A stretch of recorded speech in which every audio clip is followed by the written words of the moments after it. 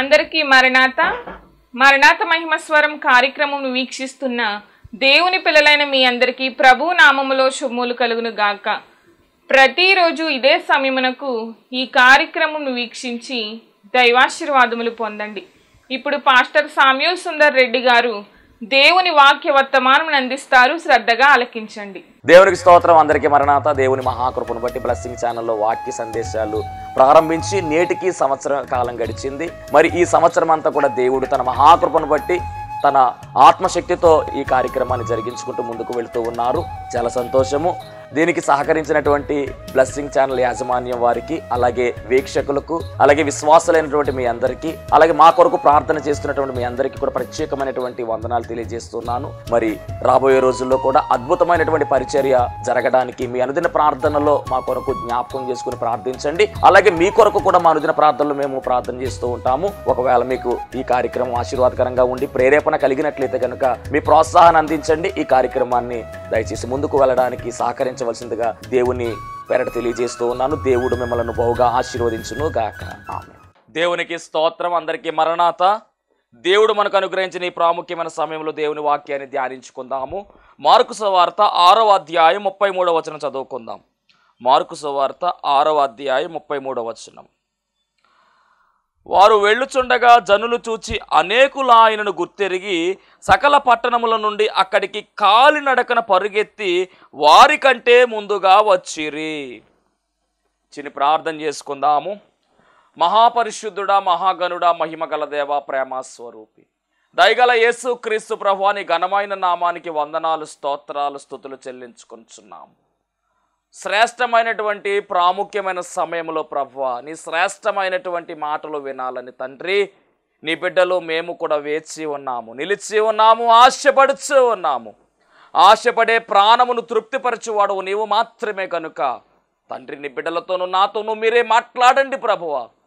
నీ జీవవాక్కును మాకు వినిపించమని, నిత్య జీవములోనికి మేమందరము కూడా వచ్చే ధన్యత భాగ్యం అందరికీ దయచేయమని త్వరగా పెండ్లి కుమారుడుగా రానయ్యున్న యేసుక్రీస్తు వారి నామములో అడిగి వేడుకొనుచున్నాను పరమ తండ్రి.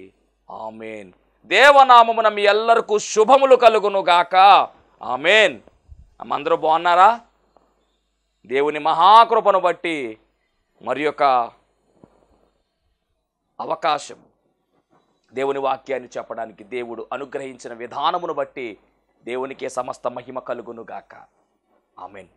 మరి ఈ మరణాత మహిమ స్వరం అనేటటువంటి ఆధ్యాత్మిక కార్యక్రమాన్ని ప్రతిరోజు కూడా వీక్షిస్తున్నటువంటి వారిలారా, ఈ కార్యక్రమం ద్వారా అనేక మంది మేలులు పొందుకుంటున్నట్టుగా, మాకు చాలా దీవెనగా ఈ కార్యక్రమం ఉందని చాలామంది మాకు ఫోన్ చేసి తెలియజేస్తూ ఉన్నారు. చాలా సంతోషం. అద్భుతమైనటువంటి మాట ఏమిటి అంటే, మరి విజయవాడ అనేటటువంటి ప్రాంతం నుంచి ఒక సహోదరుడు ఫోన్ చేసి, నేను చెప్పినటువంటి ప్రసంగాలు దాదాపుగా 10 రోజుల క్రితం చెప్పిన ప్రసంగాలన్నీ కూడా ఆ వ్యక్తి టైటిల్తో సహా చెప్తూ ఉన్నారు. నాకు చాలా సంతోషం అవుతూ ఉంది. అంటే దేవుని యొక్క కృపలో ఈ కార్యక్రమం జరుగుతూ ఉంది. ఆయన ఇచ్చినటువంటి మాటలే. ఎందుకు అంటే మానవుడు మాట్లాడితే దానివల్ల ఉపయోగం లేదు, నాకు నేనుగా మాట్లాడితే దానివల్ల ఉపయోగం లేదు. దేవుడు మాట్లాడితేనే ఈ మాటలు మీకు అర్థమవుతాయి. పరిశుద్ధాత్మ తండ్రి సహాయము సహవాసము లేకుండా వాక్యము ముందుకు సాగదు, అర్థము కాదు. కానీ దేవుని మహాకృపను బట్టి ఇలా చాలామంది ఉన్నారండి. చక్కగా అర్థమవుతుందండి వాక్యం, చాలా బాగా మాకు విఫలంగా మీరు వివరిస్తూ ఉన్నారండి, చాలా బాగుంది, వివరణ బాగుందని చాలామంది చెప్తూ ఉన్నారు. అంత మాత్రమే కాదు, చాలామంది మరి అవసరత చెప్పి ప్రార్థన చేయించుకుంటూ ఉన్నారు. అనారోగ్యంగా ఉన్నవారు, అప్పుల బాధల్లో ఉన్నవారు, చాలామంది చాలా సమస్యలు చెప్తూ ఉన్నారు. మరి అలా చెప్పినటువంటి వారందరి గురించి కూడా మేము ప్రార్థన చేస్తూ ఉన్నాం. దేవుని మహాకృపను బట్టి మరి ఈ ప్రార్థనలకు దేవుడు సమాధానం ఇస్తూ ఉన్నారు. వారి జీవితాల్లో కూడా అద్భుతాలు జరిగిస్తూ ఉన్నారు. అలాగే ఎవరికైనా ప్రార్థన అవసరతలు ఉండలేదు కనుక మరి ప్రార్థన చేయండి. మరి ఖచ్చితంగా ఫోన్ చేయండి. మీ అందరి కొరకు మేము ప్రార్థన చేస్తాం. అలాగే మా కొరకు కూడా మీరు ప్రార్థన చేయండి. ఇంకా ఈ కార్యక్రమం బలంగా ముందుకు వెళ్ళడానికి దేవుడు మహాకృప చూపించేలాగా ప్రార్థన చేయండి. దేవునికి మహిమ కలుగునుగాక. మరి ఈరోజు పరిశుద్ధ గ్రంథమైన బైబిల్ గ్రంథంలో మనం చదివినటువంటి వాక్య భాగాన్ని మనం పరిశీలన చేస్తే మార్కు సువార్త 6వ అధ్యాయం 33వ వచనంలో ఒక శ్రేష్టమైనటువంటి మాట, ఒక శ్రేష్టమైనటువంటి పని, ఒక శ్రేష్టమైనటువంటి కార్యము కనబడుతూ ఉంది. ఏమిటంటే అది 6:33 చదువుదాం. వారు వెళ్ళుచుండగా జనులు చూచి అనేకులు ఆయనను గుర్తెరిగి, ఎవరు వెళుతూ ఉన్నారు అంటే యేసుక్రీస్తు ప్రభువు వారు అలాగే శిష్యులు వెళుతూ ఉంటే అనేక మంది ఆయనను గుర్తెరిగి, అంటే యేసుక్రీస్తు ప్రభువు వారిని చూచి గుర్తుపట్టారు. ఈయన నజరేయుడైనటువంటి యేసుక్రీస్తు ప్రభువు అని అందరూ కూడా గుర్తించారు. సకల పట్టణముల నుండి అక్కడికి కాలినడకను పరిగెత్తి వారికంటే ముందుగా ఆయనను చేరుకున్నట్టుగా రాయబడింది. ఇక్కడ దేవునికి మహిమ కలుగును గాక. ఏమిటి ఈ పరుగు? ఏమిటి? కాలినడకన నడిచారు. అంత మాత్రమే కాదు, పరిగెత్తుకుని ఆయన దగ్గరకు వెళ్ళినట్టుగా, యేసుక్రీస్తు ప్రభువు వారి దగ్గరకు పరిగెత్తుకుంటా వెళ్ళినట్టుగా రాయబడింది ఇక్కడ వాక్య భాగములో. ఏమిటి ఈ యొక్క వృత్తాంతము? ఏమిటి పరుగు అని మనం ఆలోచన చేస్తే బిడ్డలారా, యేసుక్రీస్తు ప్రభువు వారు శరీరధారిగా ఉన్నప్పుడు ఆయన వాక్యాన్ని వినడానికి, అద్భుతాలను చూడడానికి, స్వస్థతలు పొందుకోవడానికి, ఆయనను చూడడానికి, ఆయన చెప్పేటటువంటి బోధ వినడానికి, ఆయన పెట్టేటటువంటి ఆహారమును భుజించడానికి, ఆయన చేస్తున్నటువంటి అద్భుత ఆశ్చర్య కార్యాలను చూడడానికి చాలామంది ఆయన్ను వెంబడించినట్టుగా, తండోపతండాలుగా ఆయన దగ్గరకు వచ్చినట్టుగా, వేల కొలది సంఖ్యలో ప్రజలు ఆయనను వెంబడించినట్టుగా పరిశుద్ధ గ్రంథంలో మనం చూస్తాం. ఆయన ఎక్కడికి వెళ్ళే సమూహం అంతా కూడా ఆయన వెనక ఉండేది. ఒక ప్రక్కన మనం ఆలోచన చేస్తే ఆయన ఏర్పాటు చేసుకున్నటువంటి 12 మంది శిష్యులు ఉండేవారు.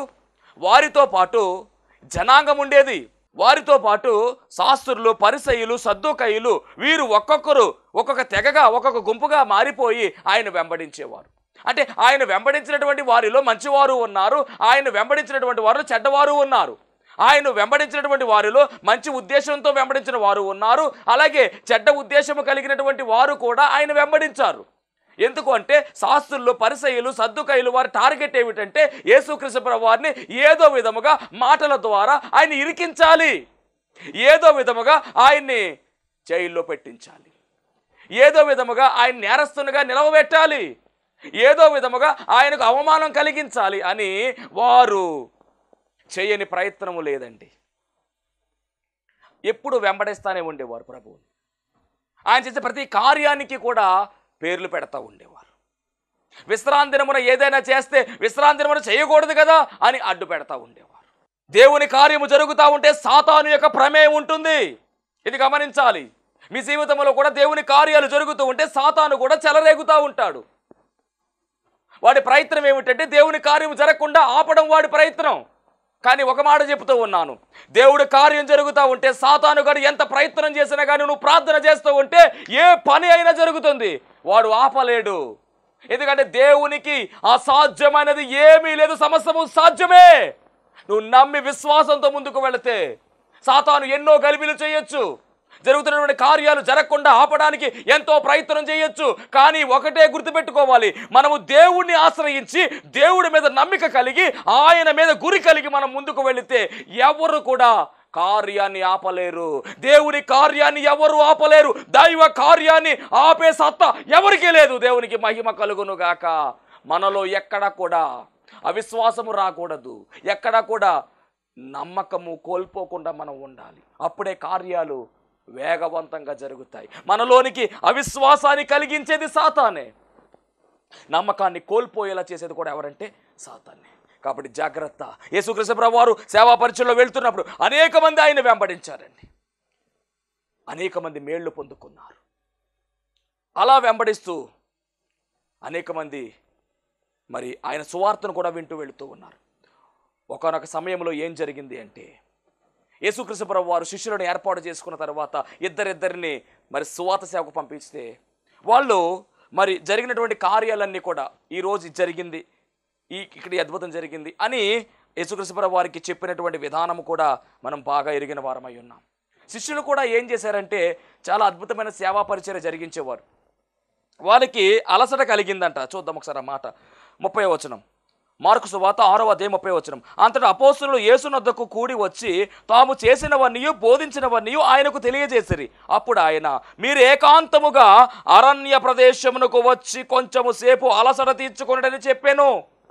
యేసుక్రీస్తు ప్రభువు వారు చెబుతున్నటువంటి మాట ఏమిటంటే, ఇప్పటివరకు మీరు శ్రమపడ్డారు, ఇప్పటివరకు మీరు కష్టపడ్డారు, ఇప్పటివరకు మీరు బోధ చేశారు కనుక కొంచెం సేపు మీరు అలసట తీర్చుకుందరు, కానీ రండి ఏకాంత స్థలానికి వెళదాము, రండి అక్కడ మీరు విశ్రాంతి తీసుకుందరు అని చెప్పి ప్రభువే వారిని ఆహ్వానిస్తున్నాడండి. ఎందుకో చెప్పమంటారా?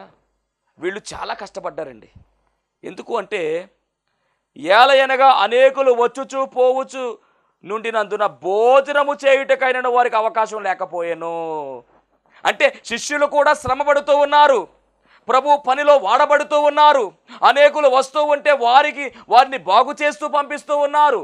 ఇలా అనేక జనులు వస్తూ వారి దగ్గరకు వెళుతూ ఉంటే వారు భోజనం చేయడానికి కూడా అవకాశం లేదంటే శిష్యులకు. కాబట్టి వారు కొంచెం నీరసం అయ్యారు. అందుకు ప్రభు అంటున్నాడు కదా, ఇదిగో ఏకాంత స్థలానికి వెళ్ళి కొంచెం రెస్ట్ తీసుకుందాం రండి అని చెప్పి ప్రభువే వారిని ఆహ్వానించాడు. దేవుని మహిమ కలుగును గాక. అప్పుడు వారు దోణిలో ఎక్కినట్టుగా రాయబడింది. చదువుదాం. కాగా వారు దోణి ఎక్కి అరణ్య ప్రదేశమునకు ఏకాంతముగా వెళ్ళిరి. వారు దోణి ఎక్కారు. వారు అంటే కనుక శిష్యులు, అలాగే యేసుక్రీస్తు ప్రభువు వారు కూడా దోణి ఎక్కేశారు. దోణి ఎక్కి వెళుతూ ఉంటే వారు వెళ్ళుచుండగా జనులు చూచి, అంటే ప్రభు దోణిలో ఉంటే ఒడ్డు మీద ఉన్నటువంటి జనులు చూచారు. జనులు చూచి అనేకులు ఆయనను గుర్తెరిగి, అంటే దూరం నుంచి కూడా చూస్తూ ఉన్నారు, గుర్తెరిగి తర్వాత సకల పట్టణముల నుండి అక్కడికి కాలినడకను పరిగెత్తి వారికంటే, అంటే ప్రభు వెళుతూ ఉంటే చాలామంది పరిగెత్తుకుంటా, కొంతమంది కాలినడకన, కొంతమంది పరిగెత్తి మొత్తం మీద ప్రభు అవతలకు వెళ్ళకముందే చాలామంది వచ్చేసారండి అక్కడికి. దేవునికి మహిమ కలుగును గాక. వారికంటే ముందుగా వచ్చినట్టుగా రాయబడింది. ఇక్కడ చూడండి, పరిగెత్తి వారికంటే ముందుగా వచ్చిన కనుక యేసు చూచి ఆ గొప్ప జనసమూహమును చూచి వారు కాపరి లేని గొర్రెల వలె ఉన్నందున వారి మీద కనికరపడి వారికి అనేక సంగతులు బోధింపసాగెను. అద్భుతమైనటువంటి మాట ఏమిటంటే, వారు ప్రభువును చూడడానికి, ప్రభువుతో మాట్లాడడానికి, ప్రభువును కలుసుకోవడానికి పరుగులెత్తుకుంటా వచ్చారు.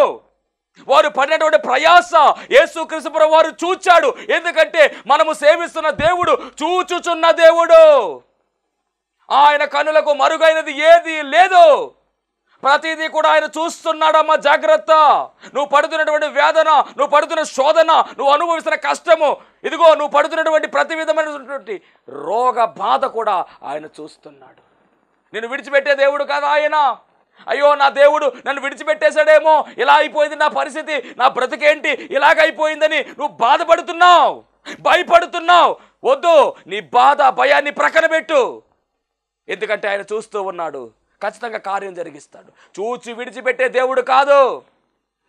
నువ్వు ఏ బాధలో ఉన్నా, ఏ బలహీనతలో ఉన్నా, ఏ బంధకములో ఉన్నా, ఏ ఇబ్బందిలో ఉన్నా అక్కడికే వస్తాడు, నిన్ను విడిపిస్తాడు, నడిపిస్తాడు. అది మనము సేవిస్తున్నటువంటి దేవుని యొక్క గొప్ప విషయం, గొప్ప లక్షణం. కాబట్టి యేసుక్రీస్తు ప్రభువు వారు ఆ జనాంగాన్ని చూచి, వారిలో ఉన్నటువంటి విశ్వాసాన్ని చూచి, వారిలో ఉన్నటువంటి ఆశను చూచి వారి మీద జాలి కలిగిందంట ఆయనకు. యేసుక్రీస్తు ప్రభువు వారికి జాలి కలిగి, అంటే కనికరపడి వారికి అనేక సంగతులను బోధించి చాలా ప్రొద్దుపోయిన తర్వాత, మరి గమనించాలి ఇక్కడ, ఇది మాత్రమే కాదు కానీ చాలామందిని స్వస్థపరిచినట్టుగా కూడా రాయబడింది.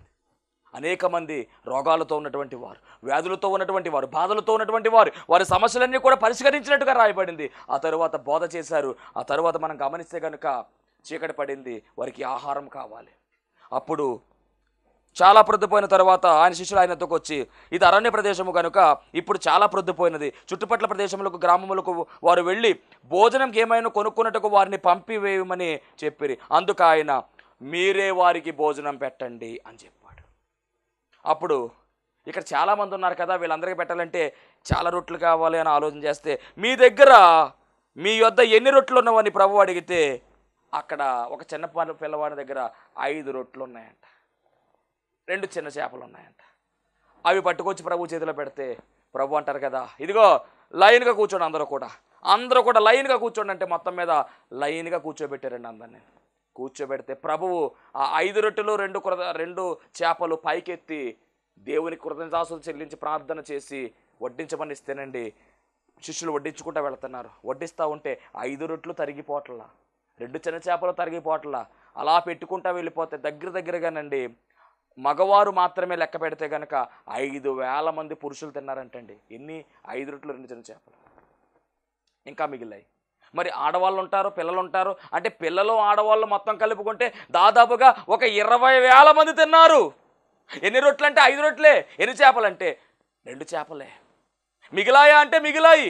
ఎన్ని మిగిలాయా అంటే కనుక వారు తినేగా ఎన్ని మిగిలాయి అంటే 12 గంపలు ఎత్తారంటండి ఏకంగా. చూసారా ఎంత సమృద్ధి వచ్చిందో. యేసుక్రీస్తు ప్రభువు వారు దగ్గరికి పరిగెత్తుకుని వచ్చారు. వారు పరిగెత్తుకుని వచ్చినటువంటి వారికి బోధ లభించింది. అంత మాత్రమే కాదు, భోజనం కూడా లభించింది. అద్భుతము కదా ఇది. 5 రొట్టెలే 2 చిన్న చేపలే 5,000 మందికి దేవుడు అనుగ్రహించాడంటే ఎంత గొప్ప అద్భుతం అది. ఆ అద్భుతాన్ని కన్నులారా చూడడం మాత్రమే కాదు, నోరారా చక్కగా తిన్నారు కూడా. ఎంత అద్భుతం అండి. ఈ అద్భుతం ఎలా జరిగిందంటే వారు దేవుని దగ్గరకు పరిగెత్తుకుని వచ్చారండి. అది ఇక్కడ జరుగుతున్న కార్యము. మనము కూడా దేవుని యొద్దకు త్వరపడి వెళ్ళాలి, మందిరానికి త్వరపడి వెళ్ళాలి. ఆలస్యంగా వెళ్ళడానికి వీలు లేదు. మందిరం 10 గంటలకు ఆరాధన అంటే 9:30కి మనం వెళ్ళవలసిన వారమై ఉన్నాము. నేటి కాలంలో 10 గంటలకు ఆరాధన అంటే ఎన్ని గంటలకు వెళుతున్నారు? అమ్మ వాక్యం వింటున్నారు, జాగ్రత్తగా గమనించాలి. ఎన్ని గంటలకు వెళ్తున్నావు ఆదివారం ఆరాధనకు? 10 గంటలకైతే 10 గంటలకు వెళ్తున్నావా లేదా? పావుతొక్క 10ంటికి వెళుతున్నావా? ఒక పావు గంట కానీ అరగంట కానీ ముందుగానే మందిరానికి వెళ్ళాలి. కానీ చాలామంది ఏం చేస్తారంటే 10 గంటల కంటే 10:30కి వెళ్ళేవారు. ఒక అక్క 11ంటికి వస్తుంది, ఒక అక్క 11:30కి వస్తుంది. సరిగ్గా 1 గంటకు ముగింపు అంటే సరిగ్గా 10 నిమిషాలు తక్కువ 1 గంటకు వచ్చి కూర్చునేటటువంటి మహాతల్లులు కూడా ఉన్నారు. దేవునికి మహిమ కలుగునుగా. అటువంటి వారందరికీ నా ప్రత్యేకమైన వందనాలు తెలియజేస్తున్నాను. అమ్మ వందనాలండి. అలా ఉండకూడదు మనం. ఎందుకంటే బైబిల్లో రాయబడినటువంటి మాట, యేసుక్రీస్తు ప్రభువు వారు అక్కడికి రాక ముందే వాళ్ళు వచ్చారంట. మరొక సందర్భంలో మనం పరిశీలన చేస్తే ఇదే 6వ అధ్యాయము 55వ వచనం 56వ వచనం. ఆ ప్రదేశమందంతటా పరిగెత్తుకొని పోయి ఆయన ఉన్నాడని వినున చోటునకు రోగులను మంచముల మీద మోసుకొని వచ్చుటకు మొదలుపెట్టిరి.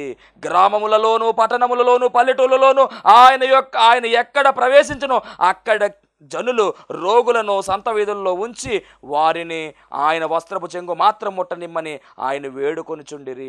ఆయనను ముట్టిన వారందరూ స్వస్థత పొందిరి. అంటే ఇప్పుడు గమనించాలి, ఈ గుంపు ఏమిటంటే రోగాలతో ఎవరైతే బాధపడుతున్నారో వారిని ప్రభు దగ్గరికి తీసుకొస్తున్నారండి. రోగాలతో బాధపడుతున్నటువంటి వారిని ప్రభు దగ్గరికి మరి నడిపిస్తూ ఉన్నారు. ప్రభు దగ్గరికి పరిగెత్తిస్తూ ఉన్నారు. గ్రామం మనం గమనిస్తే కనుక ఆ ప్రదేశం అంతటా పరిగెత్తుకొని పోయి ఆయన ఉన్నాడని వినిన చోటునకు రోగులను, అంటే కొంతమంది పరిగెత్తుకుంటూ ఆయన దగ్గరికి వెళ్ళారు. ఆయన ఉన్న చోటుకి ఈ రోగులను కూడా పరిగెత్తుకుంటూ తీసుకొచ్చారండి. అబ్బబ్బా ఎంత గొప్ప ధన్యత. ఇతరులకు సహాయపడేటటువంటి వారు వీరు. నేటి కాలంలో అలా ఉందా? ఎవరి స్వార్థం వారిదే, ఎవరి ప్రయత్నం వారిదే.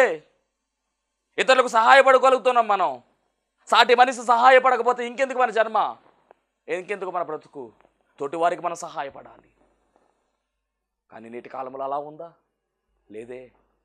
స్వార్థముతో అసూయతో రగిలిపోయేవారు చాలామంది ఉన్నారు. ఎదుటివాడు బాగుపడుతూ ఉంటే వారవలైనటువంటి తనమే అసూయ అని మనం మాట్లాడుకున్నాం గతంలో. అలాంటి తత్వం మనలో ఉండకూడదు. ఇతరులకు మనం సహాయపడాలి. శత్రువును కూడా ప్రేమించమని చెబుతూ ఉన్నాడు యేసుక్రీస్తు ప్రభువు వారు. మనం ప్రేమించే వారిని ప్రేమించడం గొప్ప కాదు, మనం ద్వేషించే వారిని కూడా ప్రేమించడమే గొప్ప. అదే కదా యేసుక్రీస్తు ప్రభువు వారు మనకు నేర్పినటువంటి మాట. గమనించాలి. ఇప్పుడు కొంతమంది మరి రోగులైనటువంటి వారిని కూడా యేసుక్రీస్తు ప్రభువు వారి దగ్గర తీసుకురావడానికి ముందు వారు పరిగెత్తుతున్నారు. అలా తీసుకొస్తే మొత్తం మీద ప్రభు వస్త్రపు చెంగు ముట్టుకుంటామని చెప్తే ముట్టుకోమన్నాడు. ముట్టుకున్నటువంటి వారు అందరూ స్వస్థ పొందుకున్నారు. అంటే స్వస్థ కార్యం జరిగింది. అంటే యేసుక్రీస్తు ప్రభువు వారి దగ్గరికి పరిగెత్తుకున్నటువంటి వారికి ఇందాక బోధ లభించింది, ఆయన కనికరించాడు. అంతే మాత్రమే కాకుండా భోజనాన్ని కూడా కడుపారా పెట్టినట్టుగా మనం చూస్తాం. ఇక్కడ ఈ గుంపు అనారోగ్యంతో వచ్చినటువంటి వారు పరిగెత్తుకుంటా వారికి దేవుడు స్వస్థ కార్యం జరిగించాడు. గ్రంథములో ప్రభువు దగ్గరికి పరిగెత్తుకుంటా వచ్చిన వారి చరిత్ర మనకు కనబడుతూ ఉంది. మార్కు సువార్త 9:15లో కూడా మరి జనసమూహము గుంపుగా వచ్చినట్టుగా రాయబడి, ఇవన్నీ కూడా మార్కు సువార్తలో చూపిస్తున్నాను నేను. 9:15లో రాయబడిన మాట, వెంటనే జనసమూహం అంతయు ఆయనను చూచి మిగుల విభ్రాంతి నొంది ఆయన యొద్దకు పరిగెత్తుకుని వచ్చి ఆయనకు వందనము చేసిరి. అంటే గుంపు గుంపులుగా పరిగెత్తుకుని వస్తూ ఉన్నారు. అలాగే మార్కు సువార్త 9:25లో కూడా రాయబడినటువంటి మాట,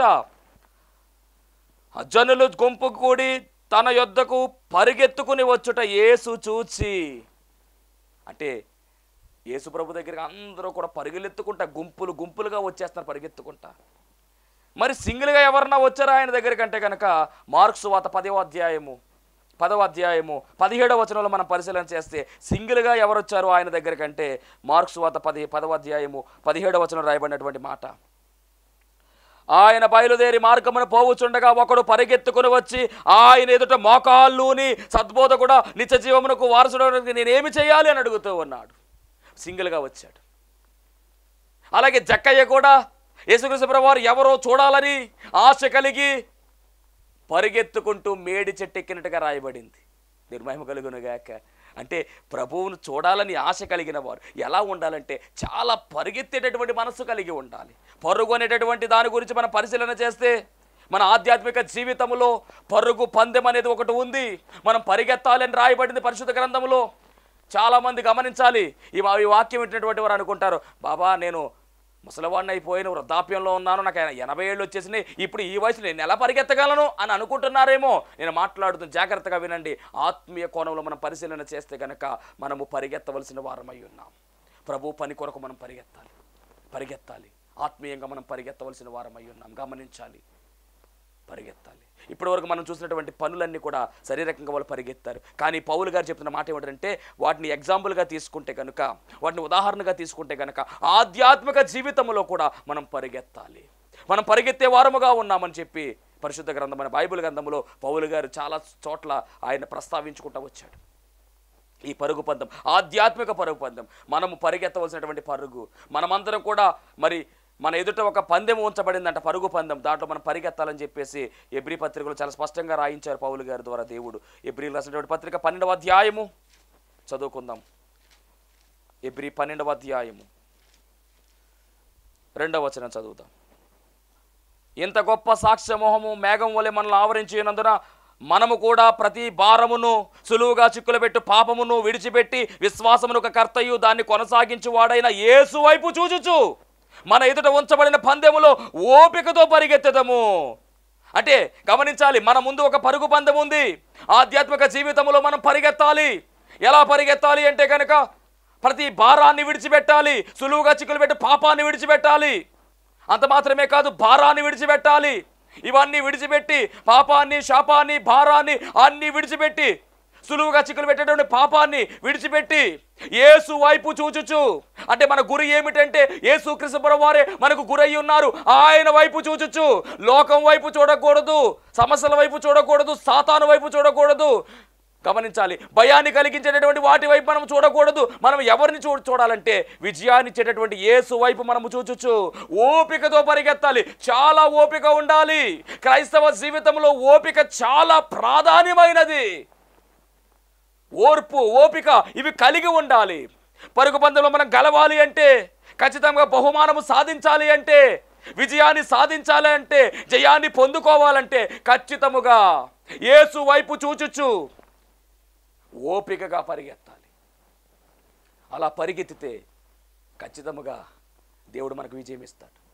పౌలు గారు పరిగెత్తారు, అలాగా బహుమానం పొందేటట్లే పరిగెత్తాలని చెప్తూ ఉన్నాడు. 1 కొరింథీ పత్రిక 9వ అధ్యాయం 24వ వచనం పరిశీలన చేస్తే బహుమానం పొందడానికి మనం పరిగెత్తాలి. బహుమానం పొందవలనని, గురి యొద్దకే మనం పరిగెత్తాలని ఫిలిప్పీ పత్రిక 3:14లో చాలా స్పష్టంగా చెబుతూ ఉన్నాడు ఆయన.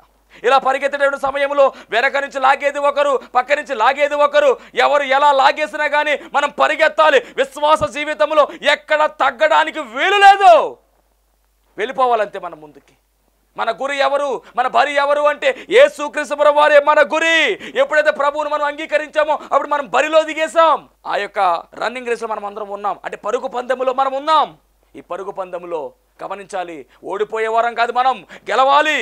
గెలవాలి అంటే యేసునే గురుగా మనం కలిగి ఉండాలి. యేసు వైపు మనము చూస్తూ, పక్కకి చూడడం కాదు, మన చూపు ఎలా ఉండాలంటే యేసు వైపు చూచుచు, వెనుకున్న వాటిని లక్ష్య పెట్టక ముందున్నటువంటి యేసుక్రీస్తు ప్రభువు వారినే తలంచుకుంటూ అన్నీ కూడా మరచి మనం పరిగెత్తాలి. అలా పరిగెత్తితే గురి ఎద్దుకే మనం పరిగెత్తుతాం. అలా పరిగెత్తితే దేవుడు మనకు విజయం ఇస్తాడు. పౌలు గారు అలాగే పరిగెత్తారు. అందుకనే కదా 2 తిమోతి పత్రిక 4:7 రాయబడినటువంటి మాట, మంచి పోరాటం పోరాడి తిని నా పరుగు కడముట్టించి తిని విశ్వాసమును కాపాడుకుంటుని ఇక మీదట నా కొరకు నీతి కిరీటం ఉంచబడి ఉన్నది.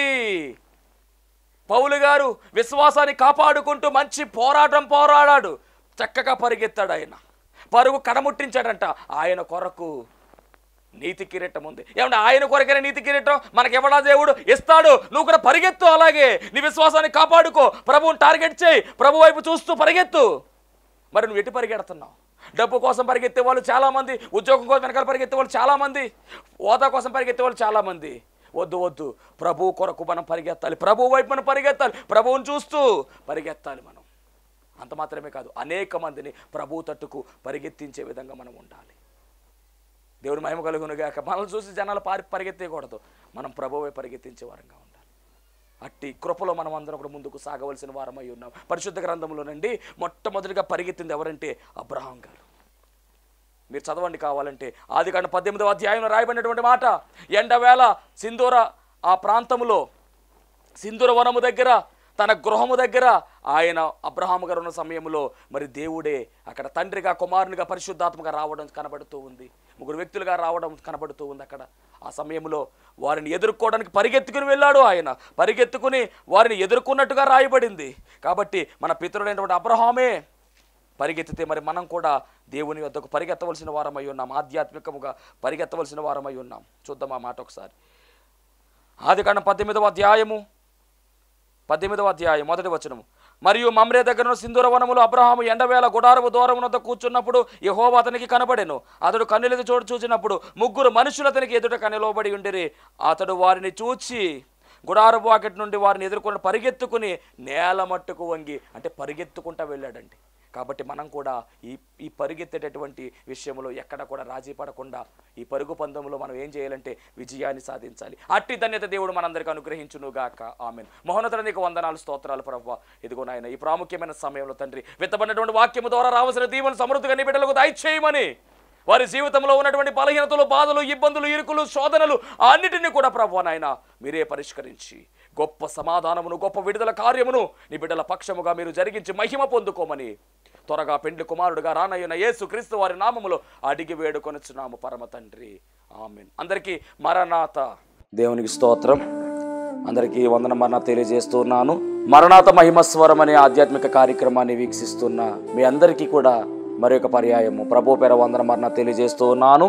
మరి ఈ కార్యక్రమము ఎంతో ఆశీర్వాదంగా ఉందని, ఈ కార్యక్రమం ద్వారా ఎన్నో మేళ్లు పొందుకున్నామని మరి మీరు అందరూ కూడా ఫోన్ కాల్ చేస్తూ ఉన్నారు. చాలా సంతోషము. ఎన్నో అద్భుత ఆశ్చర్యకార్యాలు దేవాదేవుడు ఈ కార్యక్రమం ద్వారా జరిగిస్తూ ఉన్నారు. దేవుని నామమునికి మహిమ కలుగునుగాక. మరి మీరు చూస్తున్నటువంటి ఈ యొక్క షెడ్ గురించి గతంలో మీకు చెప్పడం జరిగింది. యజమానుడు మరి దీన్ని బేరం పెట్టారని చెప్పేసి, దీన్ని తీసుకుంటే ఇక్కడ ఆరాధన జరుగుతుంది, లేకపోతే మనం బయటికి వెళ్ళాలనేటువంటి పరిస్థితిని మీకు చెప్పినందుకు చాలామంది మరి సహకరించారు. కొంతమంది మరి అమౌంట్ పంపించడం జరిగింది, అలాగే ప్రార్థన చేయడం జరిగింది. దేవుని మహాకృపను బట్టి పంపించినటువంటి కొంత అమౌంట్ మరి యజమానుడికి కట్టడం జరిగింది. ఇంకా చాలా అమౌంట్ మనము వారికి ఇవ్వాల్సి ఉంది. కనుక మరి ఈ కార్యక్రమాన్ని వీక్షిస్తున్నటువంటి మీకు ఎవరికైనా కనుక ప్రేరేపణ కలిగినట్లయితే కనుక మరి మీ వంతు సహకారాన్ని అందించండి. ఈ దేని సేవకునికి మీ యొక్క సహకారం అందించి ఈ సేవను మరి ముందుకు వెళ్ళేలాగా సహకరించవలసిందిగా ప్రభు పేరు తెలియజేస్తూ ఉన్నాను. మీకు ఎవరికైనా కనుక మరి ప్రేరేపణ కలిగినట్లయితే కనుక స్క్రీన్ మీద కనపడుతున్నటువంటి ఆ నెంబర్కి ఫోన్పే చేయండి, లేదా ఫోన్ చేసినట్లయితే కనుక నేనే స్వయంగా మాట్లాడతాను. మీ సహకారాన్ని అందించండి. ప్రభు పనిలో మీరు కూడా పాలి భాగస్తులు కావాల్సిందిగా ప్రభు పేరు తెలియజేస్తున్నాను. అందరికీ మరణాత.